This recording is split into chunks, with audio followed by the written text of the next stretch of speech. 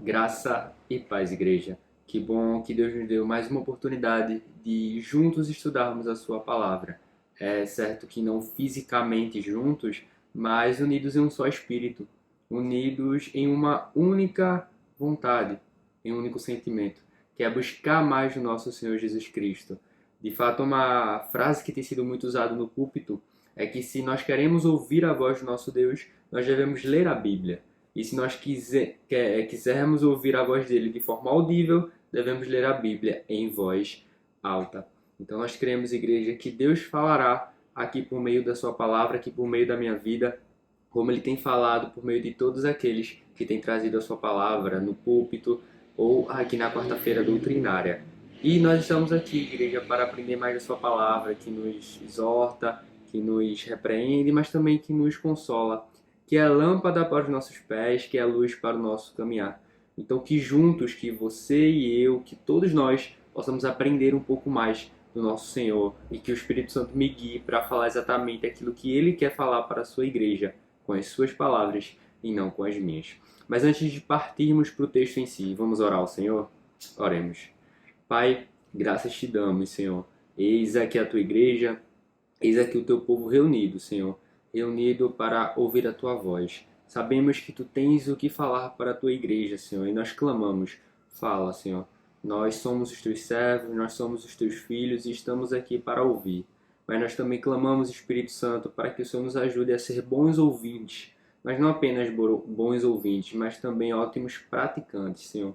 Que possamos guardar as tuas palavras na nossa mente, no nosso coração, Senhor, refletir sobre aquilo que o Senhor irá nos dizer, para assim de fato poder aplicar, Senhor.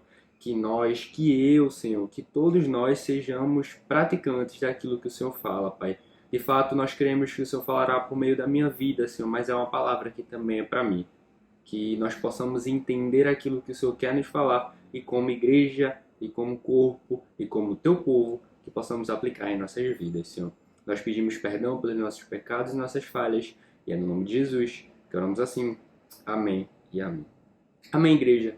Continuando os estudos aqui em Mateus, no capítulo 12, nós vamos agora para o bloco que está a partir do versículo 22 até o versículo 32. E aqui, igreja, de uma forma bem rápida, nós vamos ver mais um dia normal na vida de Jesus. Como assim? Toda a Bíblia não diz isso, todo o Novo Testamento ali, os Evangelhos. Mas calma, eu falo no sentido em que Jesus faz algo, e esse algo aqui inclui milagres, expulsar demônios, pregação da palavra, e os fariseus tentam encontrar falhas. Nós estamos vendo isso desde que Jesus desceu do monte e ali curou um leproso. Nós estamos vendo os blocos em que está acontecendo exatamente isso, e aqui não será diferente. E para vermos isso, vamos ler a partir do versículo 22, que diz que então trouxeram a Jesus um endemoniado, cego e mudo. Jesus o curou e o homem passou a falar e ver.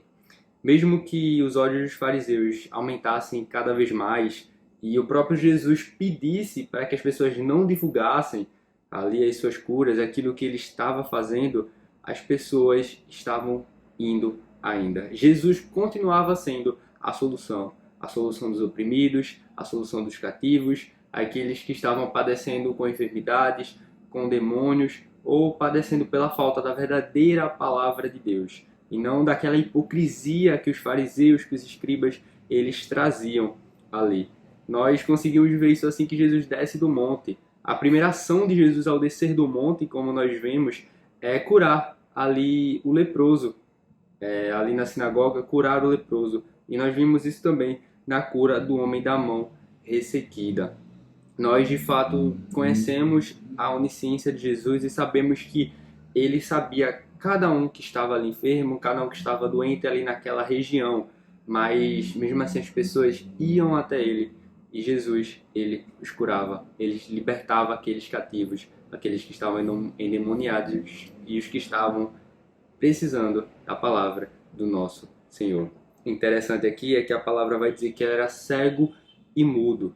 A Bíblia não nos diz se era desde a infância ou se aconteceu há alguns anos, algumas décadas, mas vai dizer que ele era cego e mudo. E que alegria deste homem. ele foi curado, agora podendo ver, agora podendo falar, e não apenas isso. Mas a primeira coisa que ele viu na vida, ou a primeira coisa que ele vê em tanto tempo, é a face do nosso Senhor Jesus Cristo. É o Filho de Deus, é o Cordeiro de Deus que tira o pecado do mundo. Depois de muito tempo, pela primeira vez, a imagem que aquele homem tem é a do nosso Senhor Jesus Cristo. E podendo falar, a Bíblia não diz, Mateus não descreve, mas nós podemos pensar que ele glorificou ao nome do nosso Deus pela cura, pelo Filho de Deus, pelo Cordeiro de Deus que tira o pecado do mundo. Continuando aqui o versículo, agora nós vamos ver a reação da multidão, que nos diz assim, versículo 23. E toda a multidão se admirava e dizia, não seria este, por acaso, o filho de Davi?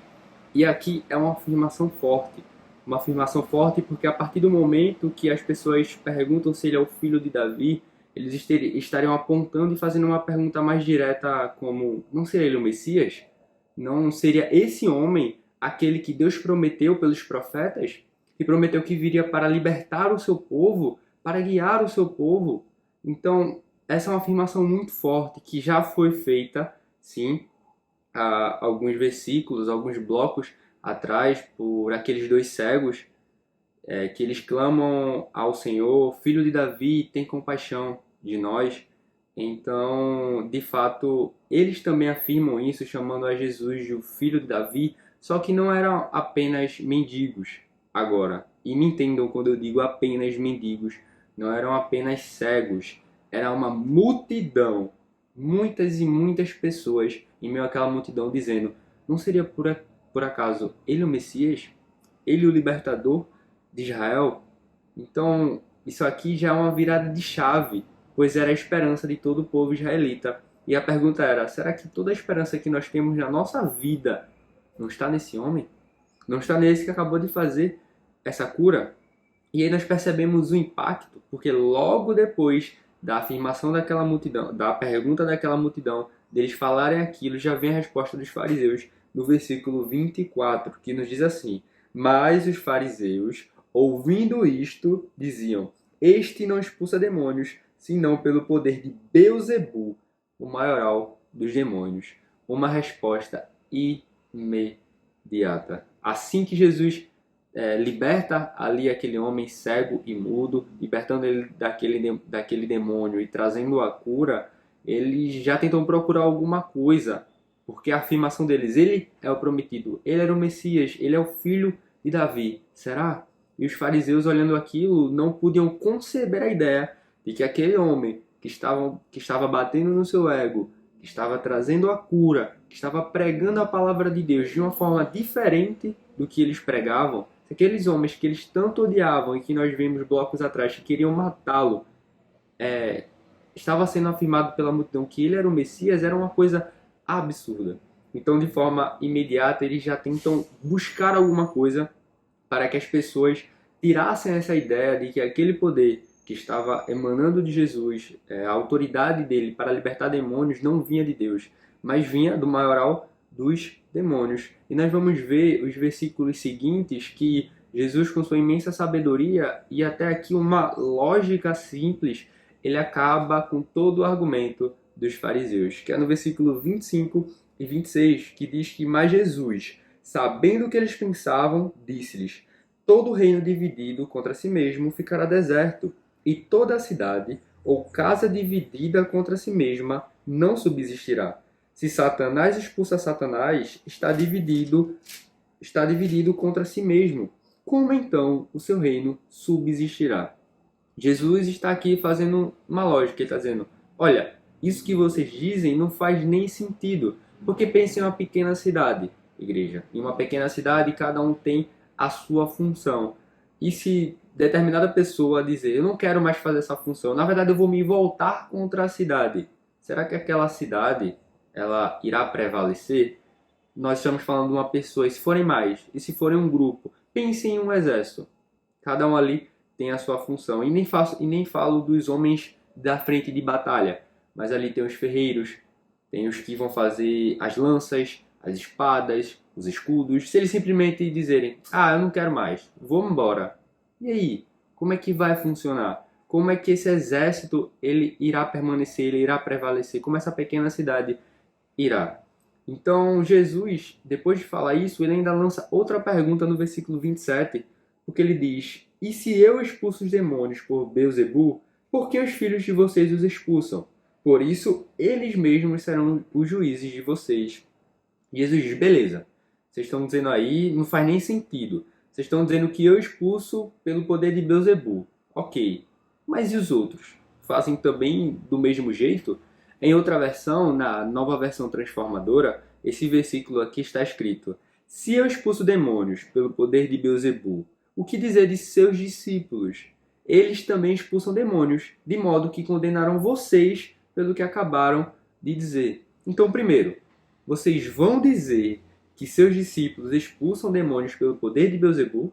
Seus discípulos, aqueles que aprendem de vocês, aqueles que os seguem?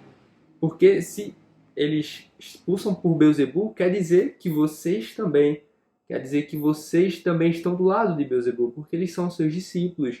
E segundo, se eles expulsam pelo mesmo poder de Jesus, os fariseus serão condenados por negarem o poder de Deus. Porque se a primeira afirmação deles está errada, de que Jesus não expulsa por Beelzebul nem os seus discípulos, então quer dizer que eles expulsam pelo poder de Deus.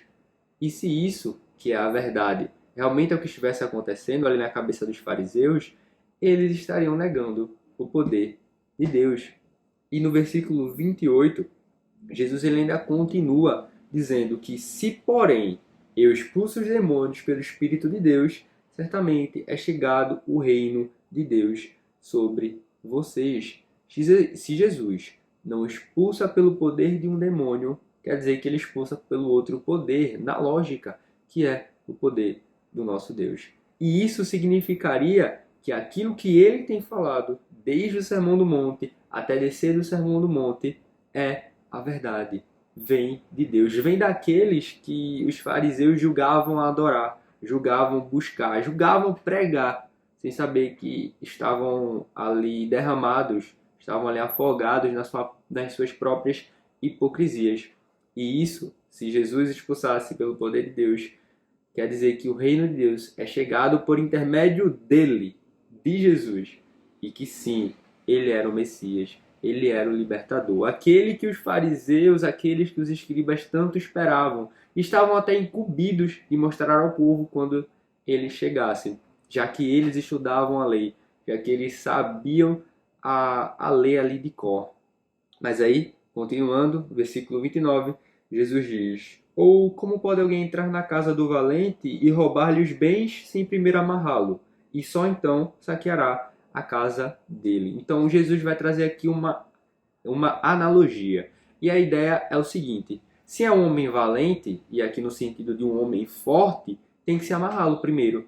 Porque se você vai invadir a casa de um homem forte, como é que você vai roubar todos os seus bens? Como é que você vai fazer ali o que você quer se ele vai estar no seu encalço? Se ele é um homem forte, se ele é um homem valente, vai lutar para que você não roube a sua casa. E a ideia também é, para amarrá-lo, na lógica, tem que ser mais forte que ele. Então não é apenas tentar amarrá-lo, mas para você amarrar um homem forte, você precisa ser mais forte que eu. Imagina eu tentando invadir a casa de Júnior e amarrar ele. Não faz sentido, eu não vou conseguir. Eu vou ser expulso ali no chute, na voadora. Então essa é a ideia que Jesus está trazendo.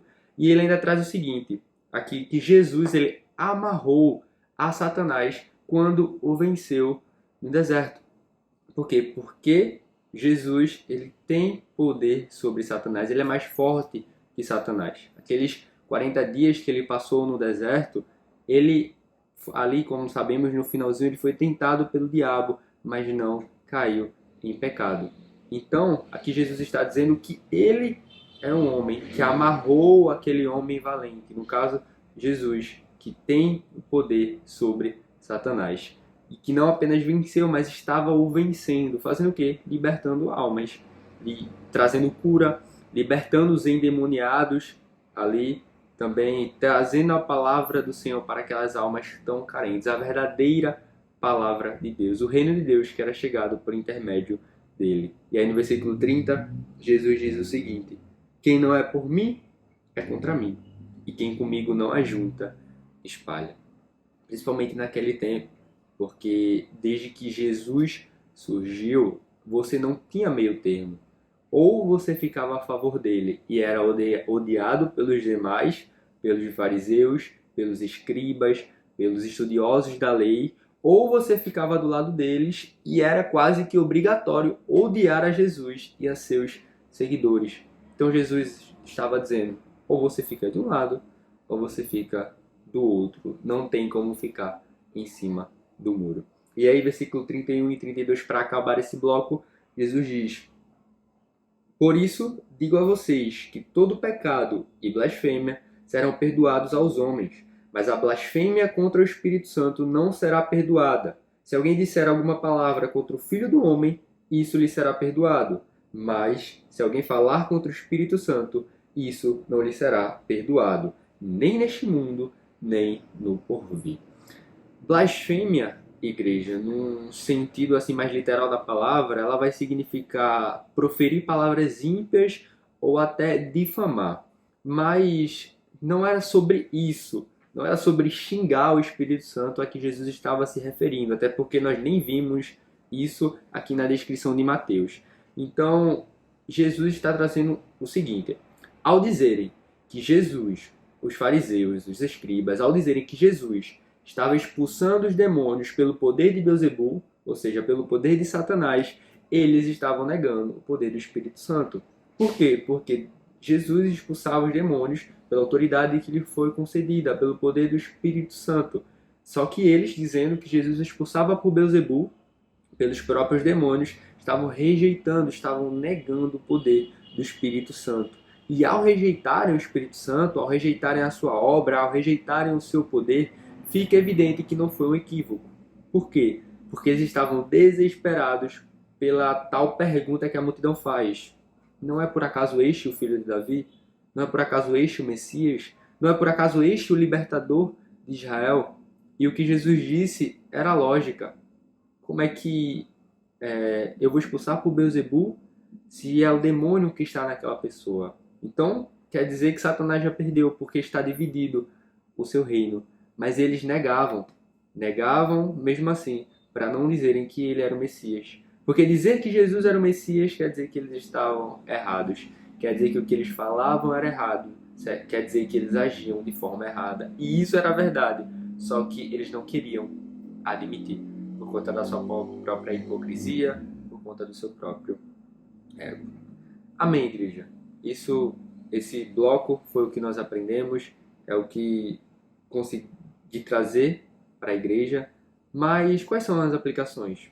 Nesse texto aqui conhecido por todos nós, quais são as lições que nós podemos trazer para as nossas vidas, que Deus traz para nós, para que possamos entender e praticar?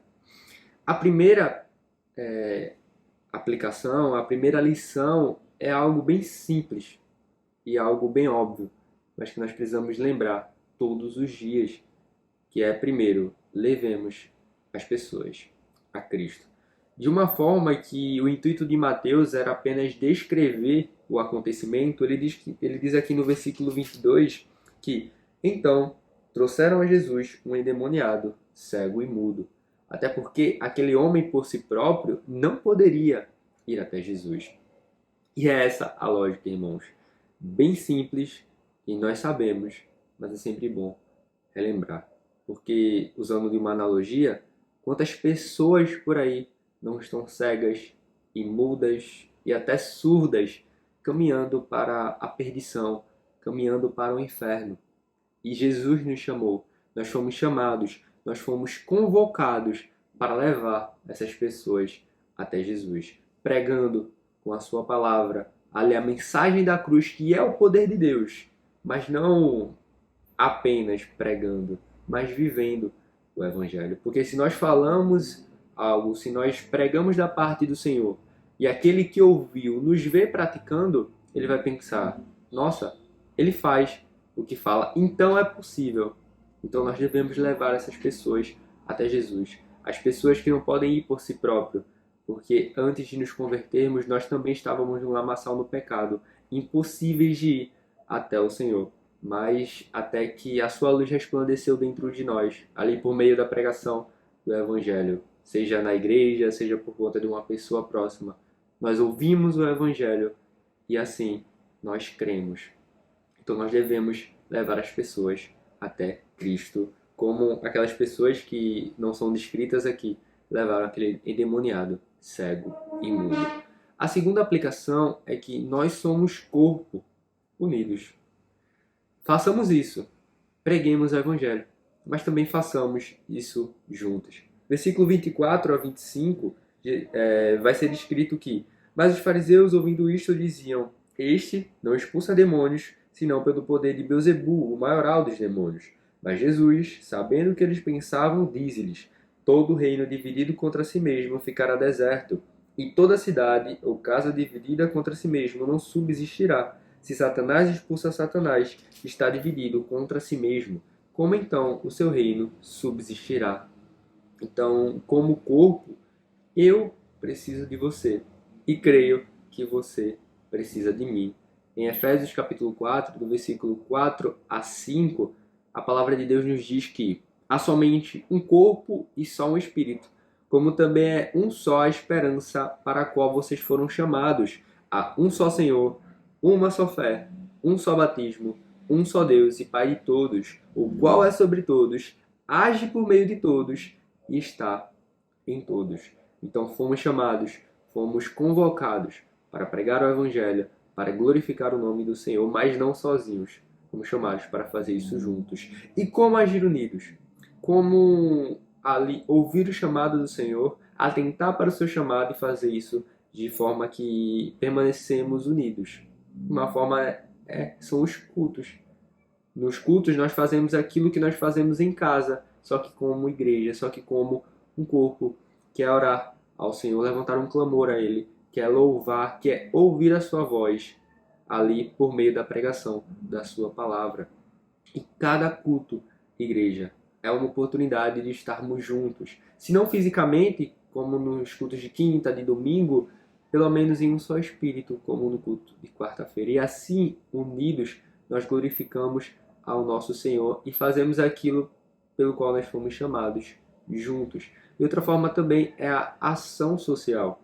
Não apenas entregando ali o alimento, a nossa contribuição, mas sempre que possível, e aqui igreja, sempre que possível, porque por vezes nós não podemos, trabalho ou outro compromisso, mas sempre que possível, igreja, se é um dia que nós podemos ir, seja para entregar cesta, seja para ir na casa de alguém, para pegar informações, é importante nós fazermos isso juntos, como igreja, porque nós somos corpo, unidos. A terceira aplicação é que o poder de Deus excede qualquer prisão. Creia. Versículo 29, Jesus diz: ou como pode alguém entrar na casa do valente e roubar-lhe os bens sem primeiro amarrá-lo, e só então saqueará a casa dele? O sangue de Cristo derramado na cruz do Calvário pode perdoar, lavar qualquer pecado e transformar qualquer pessoa, igreja. Creia, porque não há poder que se iguale ao nosso Deus. Então, primeiro, creia nas suas promessas. Quais promessas? A promessa de Mateus capítulo 28, versículo 20, que e eis que estou convosco todos os dias até a consumação dos séculos. A promessa de que Ele não nos deixará sozinhos. Em que Ele disse que no mundo teríamos aflições, mas que Ele também disse que Ele mesmo venceu o mundo. E na promessa do porvir, de João capítulo 14, versículo 30, versículo 3, quando Ele diz: e quando eu for e preparar um lugar, e Ele foi e está preparando um lugar, igreja, eu voltarei e os recebereis para mim mesmo, para que onde eu estou e onde é que Ele está, igreja, vocês estejam também. Então creem nas promessas do nosso Senhor, porque Ele é poderoso para fazer, para cumprir aquilo que Ele falou, por conta da sua onisciência, por conta da sua onipotência, por conta da sua onipresença. Segundo, creia no poder dele em relação à sua petição. Cada um de nós temos um pedido, temos aquilo que nos debruçamos diante do Senhor pedindo todos os dias, às vezes pedindo no culto de oração ali, mandando para o pastor, às vezes pedindo no culto de oração, mas só entre você e Deus. Seja uma cura para uma doença, para um problema que esteja incomodando que seja difícil, seja uma situação difícil, seja um emprego, seja uma conversão daquela pessoa que você tanto ora, creia no poder dele em relação à sua petição, mas sempre crendo que a vontade dele é boa, perfeita e agradável. Em terceiro lugar, creia que a obra ele pode fazer. Ele, igreja, nos chamou para fazer a sua obra, para sermos igreja, para sermos corpo. Então, que nós busquemos nele para fazermos a sua obra de uma maneira, mas que é uma maneira que agrade a ele, porque nós precisamos da ajuda dele para fazer a obra dele, para glorificá-lo melhor, para buscá-lo mais, para louvar de todo o coração, para ouvirmos mais a sua palavra, para pregarmos mais. Nós necessitamos dele, igreja. Nós, corpo. E quarta e última aplicação é que nós não podemos tirar a mão do arado. Se paramos, igreja, de fazer a sua obra, é porque, primeiro, por vezes cremos que o nosso pecado é maior que o poder do Espírito Santo. Nós não nos achamos capazes de fazer a obra de Deus, e isso é normal. Isso talvez seja até o essencial a se sentir, porque nós somos pequenos, nós somos falhos. Então, se nós paramos de fazer a sua obra, quer dizer, porque cremos que o nosso pecado é maior do que o poder do Espírito Santo, ou porque deixamos de buscar nele e colocamos nossos olhos nas coisas vãs. E é exatamente isso, é exatamente por isso que Jesus disse que aquele que está em pé, veja para que não caia. E deixar de lado a sua obra, igreja, é deixar de lado o que ele fez por nós. É deixar de lado o seu sacrifício, é deixar de lado o sangue que desceu ali na cruz do Calvário, que lavou o meu pecado, que lavou o seu, que nos transformou, que nos fez corpo, que nos fez enxergar o que nós nunca conseguiríamos através dos nossos próprios olhos, nos fez alcançar algo que não poderíamos com as nossas próprias forças. E deixar de lado a sua obra, não buscá-lo, não ir ao culto, não trabalhar para Cristo, igreja, é deixar de lado aquilo que ele fez por nós. Amém, igreja. Que de fato essa palavra possa adentrar no seu coração, possa adentrar no meu coração, que possamos refletir sobre essa palavra, porque eu estou trazendo para vocês, mas eu necessito dela tanto quanto vocês, e que ao começar em mim, Deus possa fazer a sua obra, possa continuar a sua obra, possa avivar a sua obra no decorrer desse tempo. Então, que possamos ser bons ouvintes, mas principalmente ótimos praticantes. Amém, igreja? Que Deus nos abençoe. Paz.